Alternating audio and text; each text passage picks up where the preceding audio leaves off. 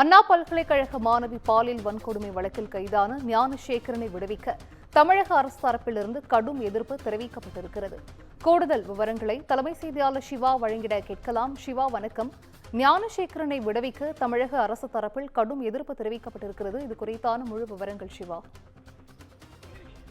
அண்ணா பல்கலைக்கழக மாணவி பாலியல் வழக்குல ஞானசேகரன் மீதான குற்றச்சாட்டுகளுக்கு முகாந்திரங்கள் உள்ளதால் அந்த வழக்கிலிருந்து அவரை விடுவிக்க கூடாது என தமிழக அரசு போக்சோ நீதிமன்றத்தில் தெரிவித்திருக்கிறது. சென்னை அண்ணா பல்கலைக்கழக மாணவி பாலியல் வழக்கில் ஞானசேகரன் கடந்த ஆண்டு டிசம்பர் மாதம் கைது செய்யப்பட்டிருந்தார். உயர்நீதிமன்ற உத்தரவின்படி இந்த வழக்கை விசாரித்த சிறப்பு புலனாய்வு குழு ஞானசேகரனுக்கு எதிராக மகளிர் சிறப்பு நீதிமன்றத்தில் குற்றப்பத்திரிகை தாக்கல் செய்திருக்கிறது. இந்த நிலையில தனக்கு எதிராக கூறப்பட்டுள்ள குற்றச்சாட்டுகள் தவறானது எனவும் ஆதாரங்கள் இல்லாமல் தனக்கு எதிராக குற்றச்சாட்டுகளை காவல்துறை கூறியுள்ளதால் இந்த வழக்கில் இருந்து தன்னை விடுவிக்க வேண்டும் என ஞானசேகரன் தரப்பில் மனு தாக்கல் செய்யப்பட்டது. சென்னை அல்லிக்குளம் வளாகத்தில் இருக்கக்கூடிய மகளிர் சிறப்பு நீதிமன்ற நீதிபதி விடுமுறையில் இருக்கக்கூடிய நிலையில வழக்கு சென்னை போக்சோ சிறப்பு நீதிமன்ற நீதிபதி ராஜலட்சுமி முன்பு விசாரணைக்கு வந்தது.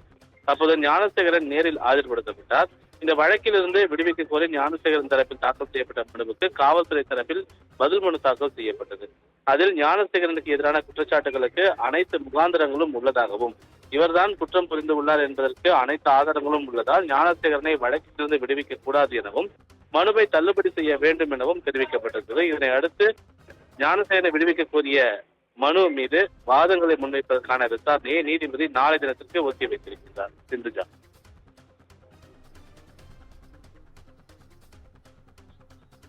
விவரங்களை வழங்கியமைக்கு நன்றி சிவா.